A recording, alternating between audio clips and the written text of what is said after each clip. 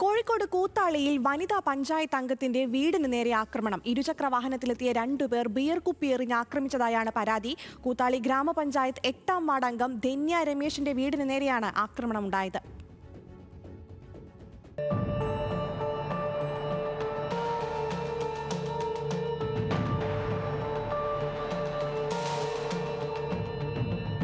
കൂത്താളി ഗ്രാമപഞ്ചായത്ത് 8ാം വാർഡ് അംഗം ധന്യ രമേശിന്റെ വീടിന് നേരെ ഇന്നലെ രാത്രി 11 മണിയോടെയാണ് ആക്രമണമുണ്ടായത്.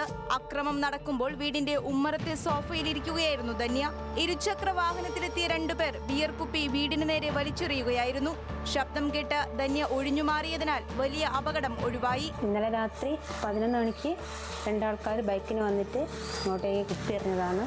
പിന്നെ സൗണ്ട് കിട്ടാൻ വേഗം തിരിഞ്ഞു നോക്കുമ്പോഴേക്ക് ഒരെണ്ണ കണ്ട് മാറിക്കളഞ്ഞു. ഇന്നലെ തന്നെ പോലീസ് സ്റ്റേഷനിൽ പരാതി കൊടുത്ത് ആക്രമണത്തിന് പിന്നിലുള്ളവരെ കണ്ടെത്തണമെന്നും ഗൂഢാലോചന പുറത്തു കൊണ്ടുവരണമെന്നും ധന്യ ആവശ്യപ്പെട്ടു.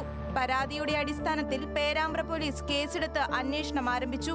ഇക്കഴിഞ്ഞ തദ്ദേശ തെരഞ്ഞെടുപ്പിൽ കൂത്താളി പഞ്ചായത്ത് 8ാം വാർഡിൽ നിന്നും കോൺഗ്രസ് പ്രതിനിധിയായി മത്സരിച്ച ധന്യ അട്ടിമറി വിജയം നേടിയിരുന്നു.